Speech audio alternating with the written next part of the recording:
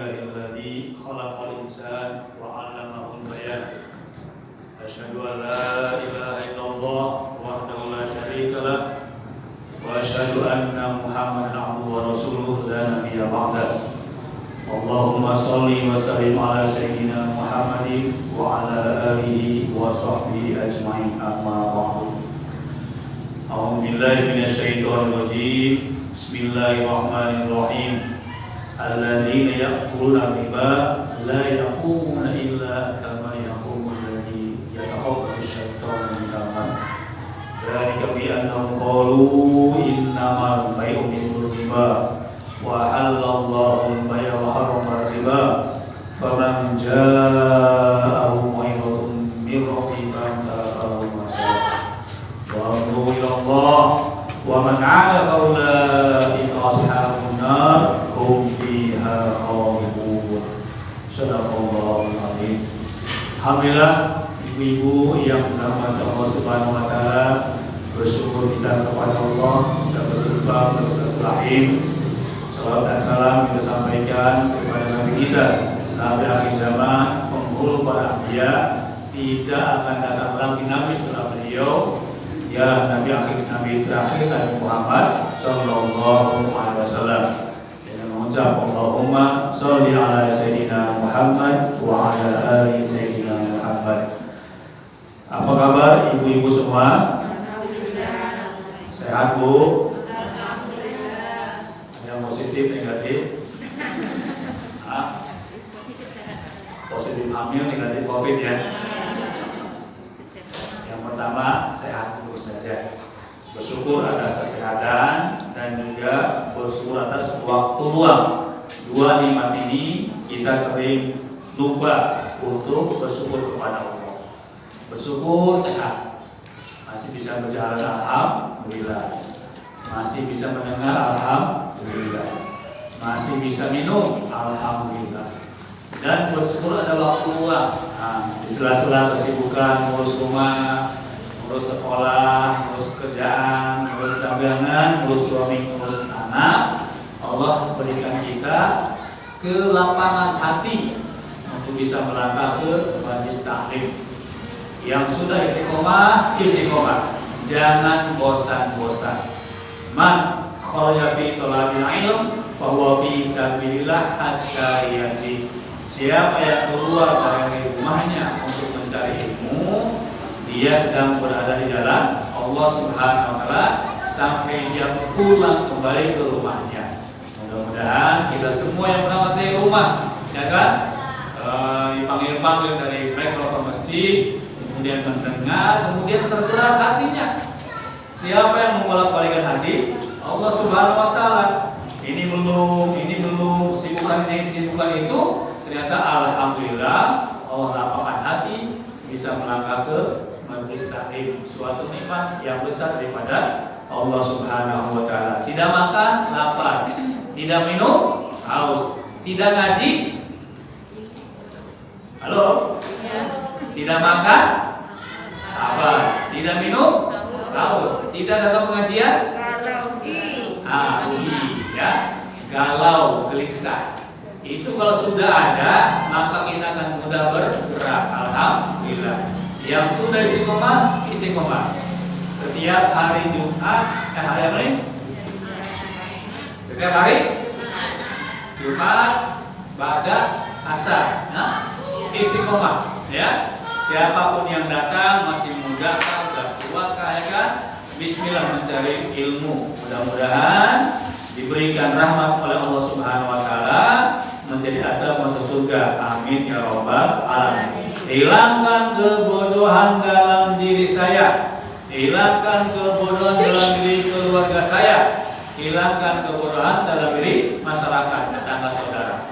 Saya tak boleh bodoh, keluarga saya tak boleh bodoh, tetangga, masyarakat, lingkungan pun tidak boleh bodoh. Hilangkan kebodohan dalam diri kita. Nah, salah satu cabang daripada kebodohan adalah kemiskinan. Ya, miskin salah satu cabang daripada kebodohan. Bodoh apa? bodoh, tak bisa mencari rezeki, tak bisa berpeluang mendapatkan harta yang halal. Sampai naudzubillah min dzalik, kalau yang haram saya susah, macam mana yang halal? Nah ini sudah bodoh berlipat-lipat. Maka alhamdulillah insyaallah sampai jam 5:30 ya. Ya, sampai jam 5:30 kita akan muzakarah. Kita akan ngobrol sesuai dengan yang ayat saya bacakan tadi, Al-Baqarah 275, yaitu tentang riba. Bulan lalu atau kapan saya pernah kesini pun tentang riba, ya kan? Kita akan kupas, kita akan sedikit lagi, kemudian solusinya supaya ibu-ibu semua lepas daripada riba, kemudian mendapatkan rezeki yang berkah, halal, berlimpah, terus sampai mengantarkan ke pintu surga. Amin ya rabbal alamin. Alhamdulillah minasyaitonir rajim. 5 aja nih ya. Satu ayat 5 pelajaran yang bisa diambil. Al-Baqarah 275. Alladzina ya'kuluna riba la yaqumuna illa kama yaqumul ladzi yatakhabbatu syaitanu minal mas. Ini poin yang pertama. Alladzina ya'kuluna riba, orang-orang yang memakan harta riba. La yaqumun, tidak akan berdiri. Illa yaqumul ladzi, melainkan berdirinya orang-orang yatakhabbatu syaitanu minal mas. Ya. Berdirinya seperti orang yang kerasukan setan. Pernah lihat orang yang kerasukan setan? Kacau dia. Nah, orang yang makan harta riba tidak akan berdiri. Dalam kitab tafsir disebutkan salah satunya, orang yang makan harta riba perutnya akan sebesar rumah. Nauzubillah min dzalik. Tak bisa berdiri. Dan diteruskan, dalam perut tersebut terisi banyak ular. Ngeri Bu ya. Nah ini baru pembukaan. Orang yang memakan harta riba la yaqumun, tidak akan berdiri karena perutnya gede dan di dalamnya banyak ular berbisa. Kenapa dia? Halo? Kayaknya mulai pening, mulai kunang-kunang. Ya, kalau lama-lama sebentar doang, buka, ya kan? Sisanya obatnya.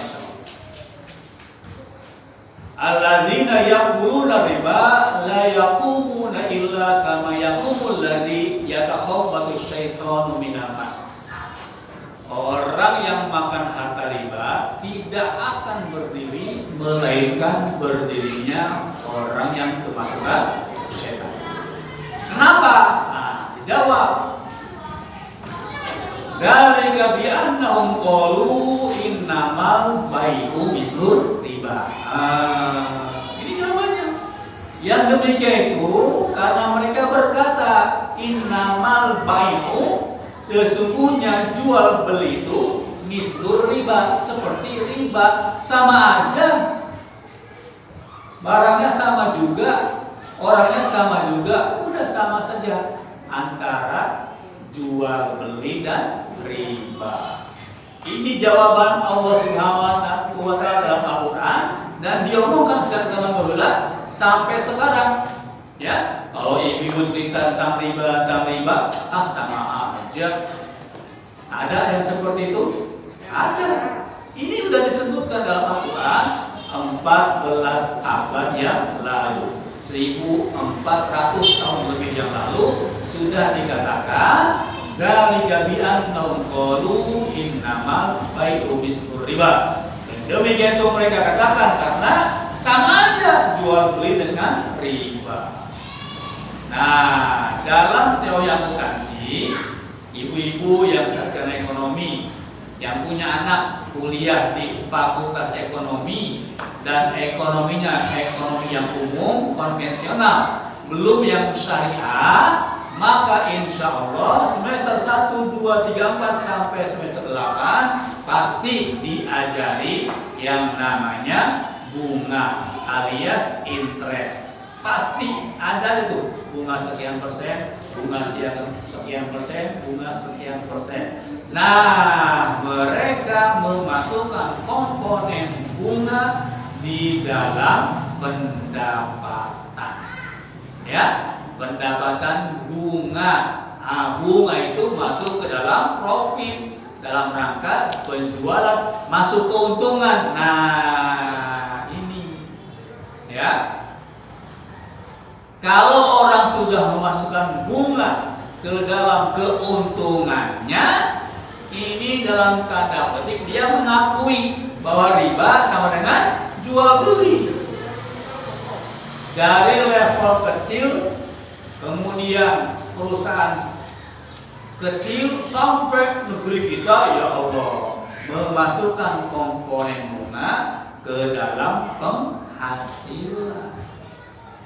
Itu pendapatan sekian persen, pendapatan sekian persen. Padahal sudah keluar fatwa MUI bahwasanya bunga adalah bagian dari riba. Astagfirullahaladzim. Ya, mereka katakan sama saja bunga riba dengan jual beli. Nah, minggu lalu sudah kita bahas sedikit perbedaan antara bunga dengan jual beli, antara bunga dengan bagi hasil. Sudah kita sampaikan. Contoh simpelnya, ibu beli handphone dengan sistem bunga berbeda dengan beli handphone dengan sistem jual beli. Kan sama-sama kredit Pak Ustadz, tunggu dulu. Ya, orang beli handphone dengan kredit berbunga, akadnya bukan jual beli, akadnya pinjam meminjam. Handphone, motor, kulkas, mobil, rumah. Tengok akadnya, ya. Kalau akadnya pinjam meminjam, maka setiap penambahan dari pinjam meminjam adalah bunga. Kan cuma 1%, kan cuma 2%. Nanti ada ayat berikutnya. Ya, di ayat ini saya ingin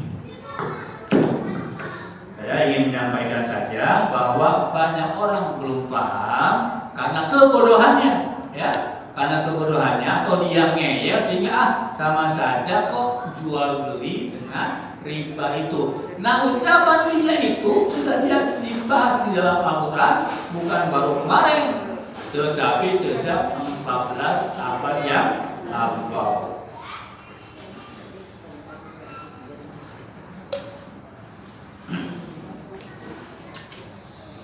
Oke, yang contoh yang sering, yang banyak mungkin setiap ibu keluarga punya adalah pembelian motor.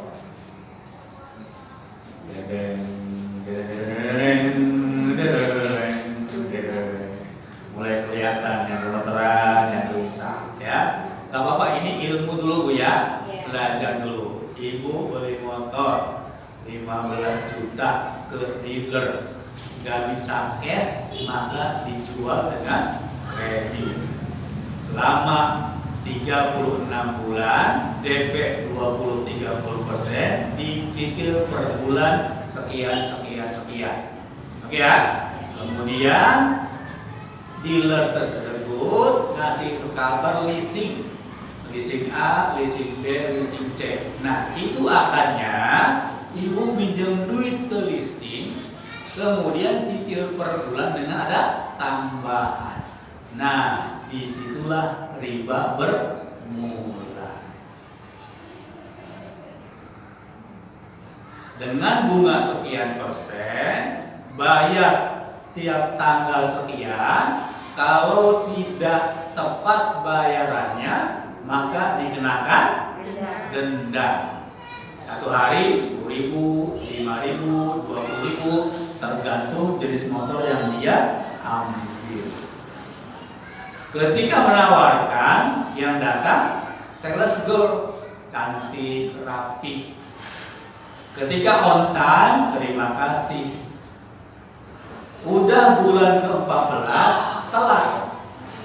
Sehari diamin, 2 hari santai, seminggu mulai SMS, telepon, sebulan mulai datang. Yang datang sales girl cantik atau laki-laki badan gede, hitam serem.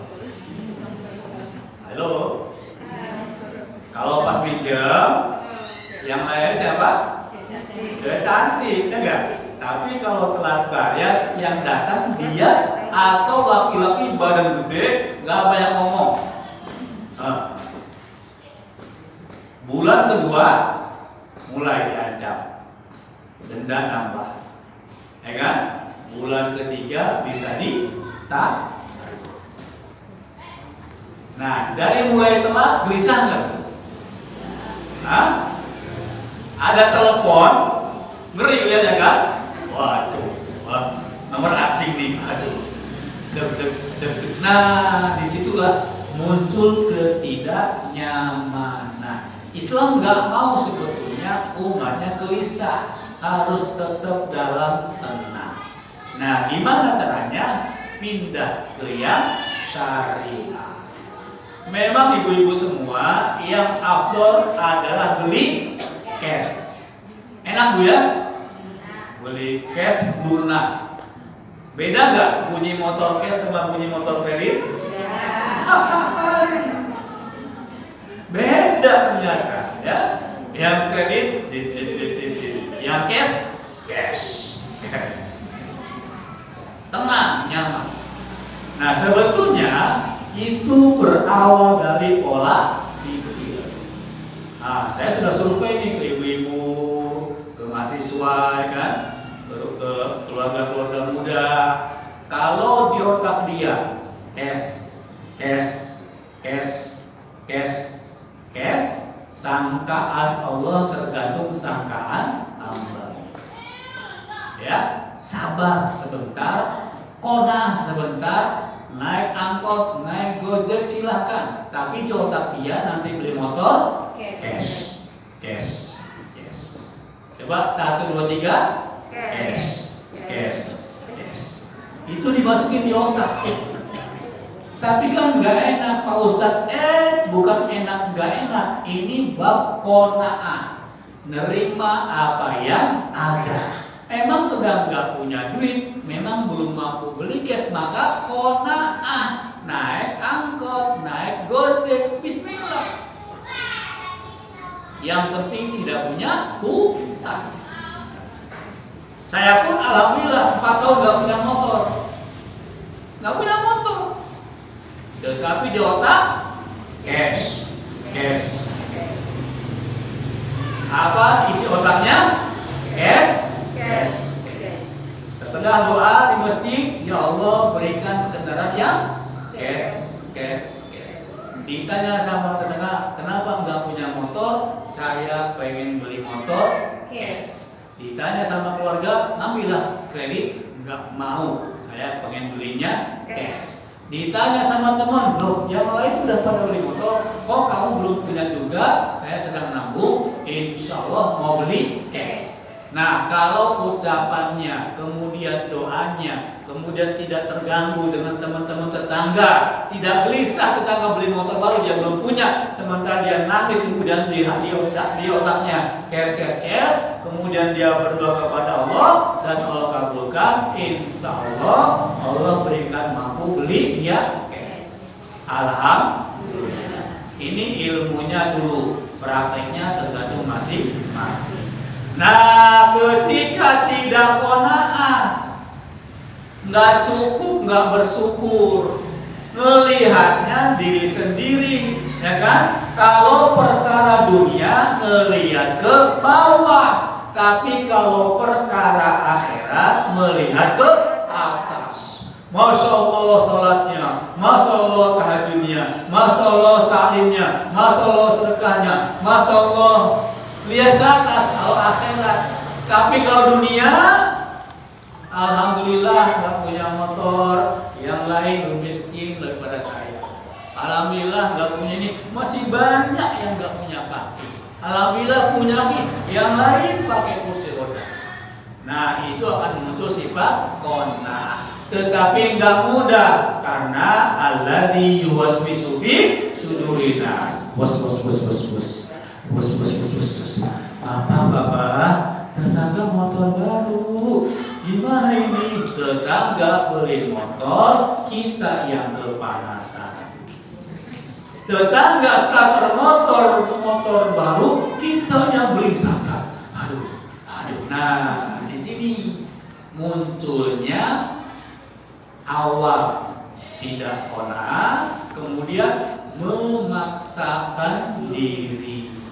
Gaji sekian dipaksa plafon kredit lebih 50% dari gaji, mencapai 70% daripada gaji, tunggu tanggal mainnya. Ya, kita membayar sesuatu yang pasti harus dibayar setiap bulannya dengan sesuatu yang tidak pasti berbahaya. Ya, lanjut ayat berikutnya. Dzalika bi annahum qalu innamal bai'u mithlu riba. Nah, kemudian dia beli kredit, boleh beli kredit, tetapi akarnya jual beli. Oke, yang satu tadi beli motor ke leasing, yang non syariah pasti akarnya riba. Yang satu afdolnya adalah membeli cash. Afdolnya, amin ya robbal alamin. Nah, tak mampu beli cash, sebetulnya kerjasama di antara ibu-ibu semua. Insya Allah ada yang kaya raya. Ya, setiap tempat, setiap daerah ada yang berlebihan hartanya. Kalau sama-sama ngaji, nah sama dia sebetulnya. Ya, perlu orang pengusahawati, ibu-ibu yang pengusaha yang dia punya harta berlebih, kemudian nolong saudara muslimnya supaya lepas daripada transaksi riba. Gimana caranya? Ngobrol dulu berdua. Bu, saya pengen punya motor tapi gak mau riba. Cash lah, beli cash gak sanggup. Gimana caranya? Jual beli dengan Ibu Siti, jual beli dengan Ibu Maimunah. Ini motor 15 juta. Ibu mau untuk berapa? Oke, 2 tahun, kita ya 5 juta, jadi 20 juta. Dicicil 24 bulan. Ya, anggaplah motornya 18 juta, ibunya minta keuntungan 6 juta, jadi 24 juta. Dibagi 24 bulan, 1 bulan 1 juta. Tanpa riba, tanpa denda. Akan di awal saling tolong menolong. Alhamdulillah ya. Ini saya sampaikan, beberapa orang praktek. Gorim nggak punya motor. Ada mahasiswa sedang penting-penting nggak punya motor. Nah, ada pengusaha muslim dan muslimah ngobrol dengan Gorim, diberikan solusi seperti ini. Alhamdulillah, sebulan 2 bulan ketika seseorang bertransaksi dan berjanji setia yang menjadi saksinya Allah, maka semua akan dimudahkan oleh Allah Subhanahu wa taala. Tetapi ketika salah satu berkhianat, karena dalam satu hadis tidaklah seorang pengutang melainkan dia akan mencampurinya dengan bohong-bohong dan dusta. Hati-hati. Kalau Bu ya, Ibu cash gak mampu nih, udah sabar. Tapi pengen kredit, hati-hati. Ya, ini hadis. Dalam tabiat penghutang, maka kebanyakan para penghutang dia akan berbohong dan berdusta dan berjanji palsu. Ini anak kembar. Orang kalau sudah menghutang, maka lama-kelamaan sok, bentar, besok, ya kan? Ibu kapan tutup, Mas? Nanti hari Senin, oke Senin.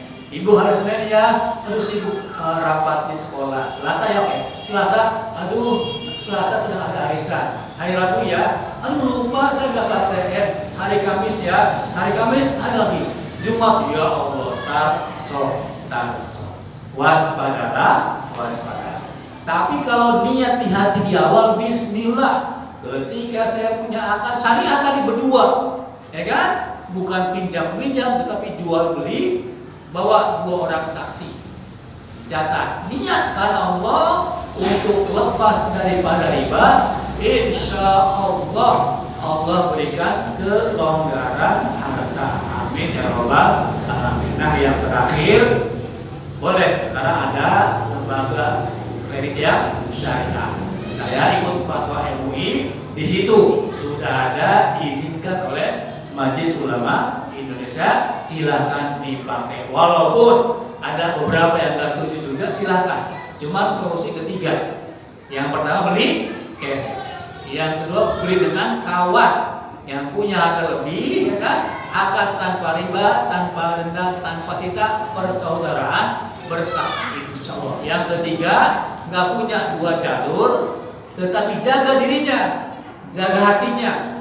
Karena kalau kredit nanti jangan sampai kredit yang salah, ketika hutang pun belum lunas, jangan sampai bohong, dusta, ikat janji. Yang terakhir solusinya, ya, kalau dia yang meminjamkan, kalau yang hutang itu datang tepat waktu, walaupun tidak bayar, insya Allah lapang dada. Jatuh tempo tanggal 5. Datang tanggal 5, ada uang, tidak ada uang, datang. Ibu, alhamdulillah, terima kasih atas kredit motornya. Sekarang, mohon maaf, sedang sempit. Tanggal 5 tuh, tapi insya Allah ketika ada akan saya bayar. Mohon doa Bu ya. Didoakan nggak sama yang utangin? Didoakan, karena dia punya itikat baik datang baik baik. Nah, langkah yang salah, jatuh tempo tanggal 5, meneng-meneng wae, nyantai-nyantai saja. Tanggal 6, amnesia, pura-pura lupa. Tanggal 7, pura-pura sibuk. Nah, kawan tadi yang sudah meminjamkan, nolong karena bebas daripada riba, muncul deh. Kau utang diam-diam saja. Masuk lagi setan. Tanggal sebulan, telat 2 hari, 5 hari, udah rusak hubungan. Ibu-ibu yang dirahmati Allah, salah satu hal yang merusak hubungan keluarga, adik ipar, saudara mertua dan saudara-saudara muslimah adalah hutang piutang. Bisa putus hubungan. Waspadalah, waspadalah. Maka lebih baik datang on time, walaupun tidak bisa bayar, tetapi ada itikat baik, insya Allah didoakan sama yang ngutangin. Ibu mohon maaf, saya belum bisa bayar tagihannya. Ini cuma ada 2.000, sisanya akan saya bayar segera. Itu lebih menyenangkan tadi yang mengutangkan daripada tidak ngasih kabar. Yang paling parah adalah SMS tidak dijawab, WhatsApp tidak dibalas, telepon tidak diangkat, maka setan genderuwo jintomang masuk ke situ. Ya, udah masuk ke hati, pikiran panas, rusak. Rusak tatanan kehidupan masyarakat. Ya, jadi jangan sampai tetap sama. Ya, setelah ngaji jangan sampai ngomong sama aja dengan riba. Enggak, beda. Jangan sampai seperti orang jahiliyah yang dia berkata zalika bi annahu qalu innamal bai'u riba. Yang ketiga, wa halallahu bai'a wa harrama riba. Yang keempat ya, Allah akan berjanji setia yang menjadi saksinya Allah, maka semua akan dimudahkan oleh Allah Subhanahu wa taala. Tetapi ketika salah satu berkhianat, karena dalam satu hadis tidaklah seorang pengutang melainkan dia akan mencampurinya dengan bohong-bohong dan dusta. Hati-hati. Kalau Bu ya, ibu cash nggak mampu nih, udah sabar. Tapi pengen kredit, hati-hati. Ya, ini hadis dalam tabiat penghutang maka kebanyakan para penghutang dia akan berbohong dan berdusta dan berjanji palsu. Ini anak kembar nih. Orang kalau sudah hutang, maka lama-kelamaan bentar, besok, ya kan? Ibu kapan tutup, Mas?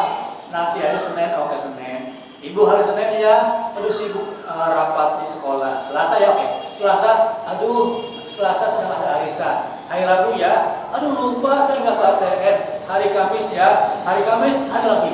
Jumat ya Allah, tar sok. Waspadalah. Tapi kalau niat di hati di awal, Bismillah. Ketika saya punya akad syariat tadi berdua, ya kan? Bukan pinjam-minjam, tetapi jual beli, bawa 2 orang saksi. Catat, niat karena Allah untuk lepas daripada riba, insya Allah berikan kelonggaran harta. Amin ya robbal alamin. Nah, yang terakhir, boleh sekarang ada lembaga kredit yang syariah. Saya ikut fatwa MUI, di situ sudah ada diizinkan oleh Majelis Ulama Indonesia, silahkan dipakai. Walaupun ada beberapa yang nggak setuju juga, silahkan. Cuman solusi ketiga, yang pertama beli cash, yang kedua beli dengan kawan yang punya harta lebih, ya kan? Akad tanpa riba, tanpa denda, tanpa sita, persaudaraan berkah, insya Allah. Yang ketiga, nggak punya 2 jalur, tetapi jaga dirinya, jaga hatinya. Karena kalau kredit, nanti jangan sampai kredit yang salah. Ketika ngutang pun belum lunas, jangan sampai bohong, dusta, ikat janji. Yang terakhir solusinya, ya, kalau dia yang meminjamkan, kalau yang hutang itu datang tepat waktu, walaupun tidak bayar, insya Allah lapang dada. Datu tempo tanggal 5. Datang tanggal 5. Ada uang, tidak ada uang, datang. Ibu, alhamdulillah, terima kasih atas kredit motornya. Sekarang, mohon maaf, sedang sempit. Tanggal 5 tuh. Tapi insya Allah ketika ada akan saya bayar. Mohon doa ya. Didoakan nggak sama yang utangin? Didoakan, karena dia punya itikat baik datang baik baik. Nah, langkah yang salah, jatuh tempo tanggal 5, meneng-meneng wae, nyantai-nyantai saja. Tanggal 6 amnesia, pura-pura lupa. Tanggal 7 pura-pura sibuk. Nah, kawan tadi yang sudah meminjamkan, nolong karena bebas daripada riba, muncul deh. Kau utang diam-diam saja. Masuk lagi setan. Tanggal sebulan, telat 2 hari, 5 hari. Udah rusak hubungan. Ibu-ibu yang dirahmati Allah, salah satu hal yang merusak hubungan keluarga, adik ipar, saudara mertua dan saudara-saudara muslimah adalah hutang piutang. Bisa putus hubungan. Waspadalah. Maka lebih baik datang on time, walaupun tidak bisa bayar, tetapi ada etikat baik. Insya Allah didoakan sama yang utangin. Ibu mohon maaf, saya belum bisa bayar tagihannya. Ini cuma ada 2.000. Nah, sisanya akan saya bayar segera.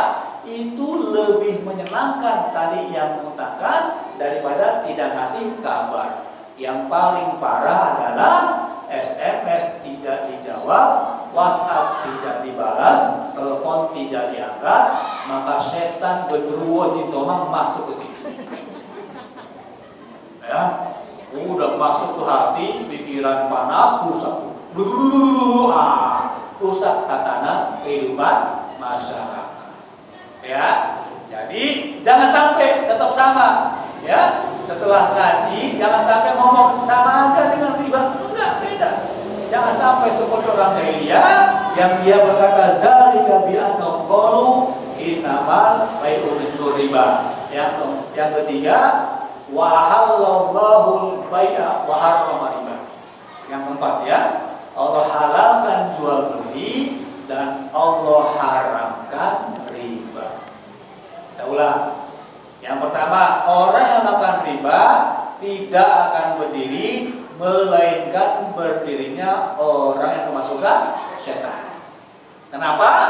Zalika bi'annahum qalu, karena mereka mengatakan jual beli sama saya dengan riba. Yang ketiga, padahal Allah katakan wa halallahu al-bai'a wa harrama riba.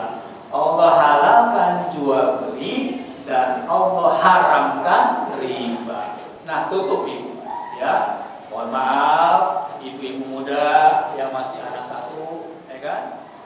Mahmud Abbas, tahu Mahmud Abbas?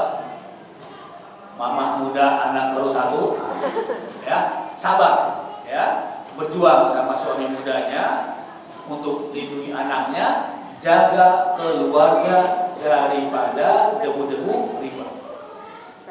Qanaah, berjuang, ya. Insya Allah dengan qanaah, tidak terburu-buru, tidak tergoda. Kelemahan perempuan adalah di telinga. Seperti Siti Hawa ketika di surga, telinga bisik-bisik tetangga, paling lemah di situ, ya. Kemudian lihat dengan mata, kiri masnya baru mulai ngomong-ngomong, ya kan, harga murah diskon, mulai, ya kan. Dia nggak tengok dompet suami, nggak tengok rekening suami, ya kan. Sama-sama ibu-ibu, cuman rezeki suaminya beda. Nggak bisa disamakan, muncul nafsu, muntah, bahaya, ya.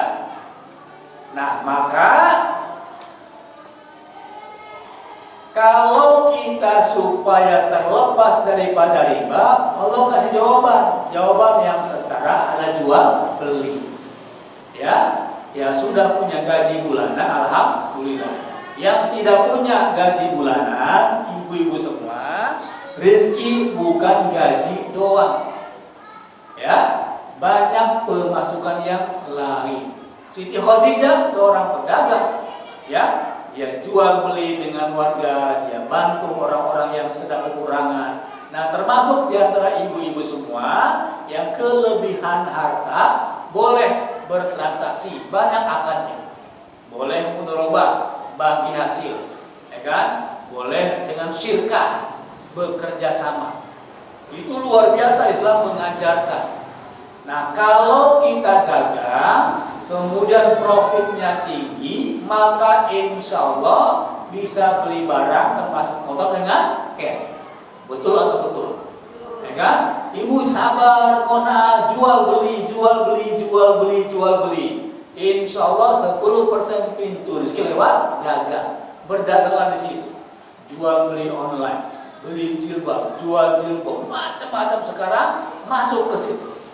Jangan terpatok rezeki cuma satu jalur yang gaji tiap tanggal 5. Ya, gajian itu satu-satunya sumber rezeki. Jangan sampai seperti itu. Allah Maha Kaya, rezekinya maha luas. Boleh tidak punya gaji, yang penting tetap punya penghasilan. Dalam Islam 3, 1 karyawan, 2 pedagang, 3 investor. Tinggal dipilih. Nggak bisa gaji bulanan, berdagang harian, mingguan, bulanan. Kemudian nggak punya modal, bekerja samalah dengan pengusaha yang punya modal. Sudah 2 tahun berjalan, bisnisnya lancar, boleh kita datang ke situ, minta bagi hasil. Halal insya Allah. Umar bin Khattab ngajarin kepada pemuda yang nganggur. Hei, kamu nganggur kenapa? Nih lahan kosong. Kalau itu lahan, tanami jagung, 4 bulan kemudian bagi hasil dengan pemilik lahan, halal dan barokah. Nah, kalau ini jual beli meningkat, maka riba akan turun. Tapi kalau bisnisnya, kalau jual belinya lemah, maka riba akan meningkat. Contoh ya, ibu bisnis, dagang, profit, sabar, qanaah. Dan kata Abdullah bin Auf, senjatanya 2. Satu dagang, kedua sedekah. Kalau dagang lancar, sedekah lancar, insya Allah kaya raya dan tidak akan miskin. Adakah orang miskin bersedekah? Tidak ada. Dia dagang sedekah, dagang sedekah, dagang sedekah, tidak akan berkurang apa yang disedekahkan, melainkan bertambah, bertambah dan bertambah. Ketika males dagang, gak bisa jualan, malu, takut, segen, kemudian gak punya uang, solusi pertama, ketika bapak, ibu-ibu tidak punya uang, maka yang muncul di pikiran apa? Halo? Kalau nggak punya uang, yang di otak apa? Minjam. Sebelum minjam? Nah ini simpel ya. Kalau di otak kita nggak ada uang, apa solusinya? Puasa, ibu. Jangan lu minjem. Puasa. Benar ini. Ajari puasa dulu, ya, buat makan. Nah, baru tidak qanaahnya habis, ya kan? Yang halal adalah meminjam. Nah, meminjam terbatas.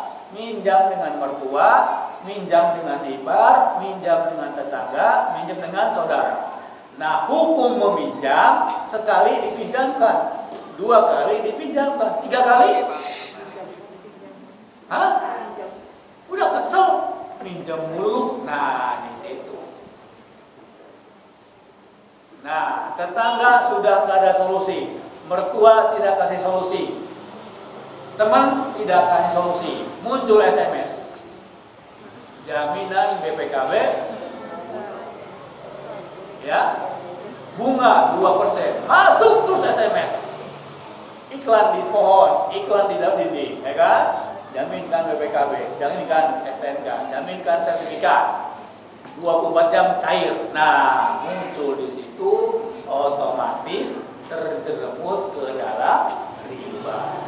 Jadi riba nggak sekunyong-kunyong muncul.